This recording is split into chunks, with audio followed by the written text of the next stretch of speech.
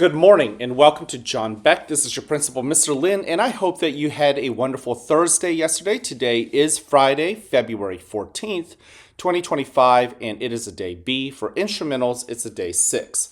Now, before we kick off this wonderful day, I want to invite you, as I always do, to please stand and face the flag for the Pledge of Allegiance.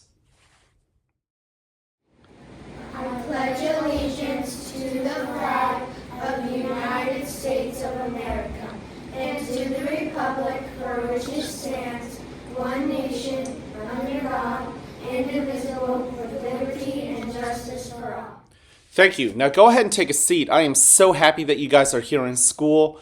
Oh man, it is Valentine's. I love you guys. I love, care, and encourage you. And so today is extra special because I extra love having you guys at the school. It's a Friday, and I'm really trying to live in this moment knowing that some of the most amazing kids that I know are in this building. So we've got 3 expectations here at the school. Number 1, be respectful. I think that is something that is easy to do, but also it's really hard to do. It's easy to do because deep down inside, every single one of us wants to be respected. I think all of us know that it makes sense to be able to give that respect in order to get that respect. What's challenging with respect is that sometimes we get tempted to do other things, right? We might get carried away with some joking. We might get carried away with some poking, right? Those are moments where you have to pause and deprive yourself of that fun thing that you're really caught up in doing so that you could do something that is actually more respectful. In the moment, it might not sound all that fun, but in the long run, you might actually truly enjoy the world that you helped create, in which people see you as an awesome human being and you see them as an awesome human being.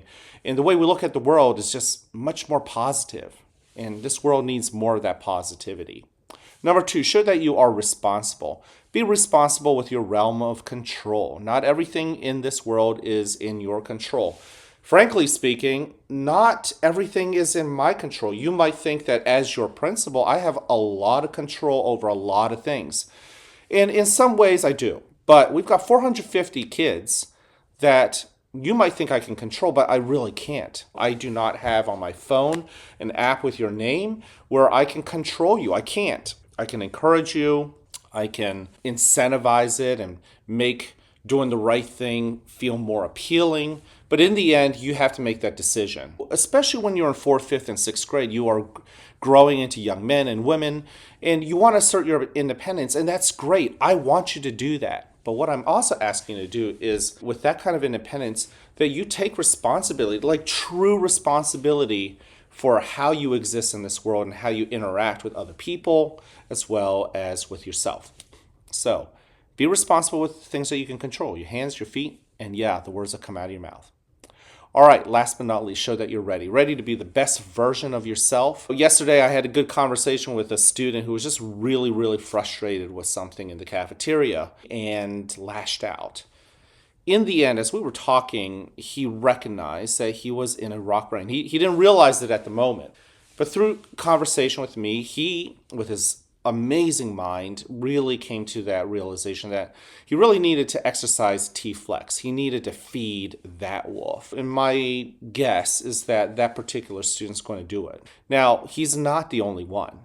I've been in those moments. You've been in those moments where we are stuck in that rock brain. In order to allow ourselves to just enjoy this world, we've just got to relax. We've got to feed the wolf that is going to embrace the T-flex, to be flexible. So a couple other things I want to talk about. Number 1, it is Black History Month. I do have a great news story for next week, but just a reminder that we've already covered some amazing stories about Black history.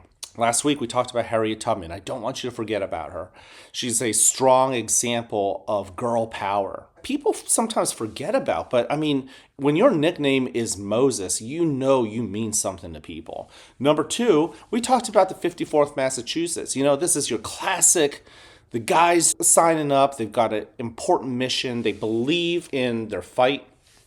They're fighting the good fight, and whether they win or lose, they're going to show valor. And with stories like Robert Gould Shaw, yes, he was a white man, but he was a friend of the African Americans and willingly died with them. You also had William Carney, who really became the African American soldier with the earliest action to have earned the Medal of Honor. These are stories of amazing African Americans in our history, and I hope to share some more next week. We also have our Ronald McDonald House fundraiser and supplies drive, and I hope that you will continue to support it, even if you don't have anything to donate. I hope that you will at least spread the word.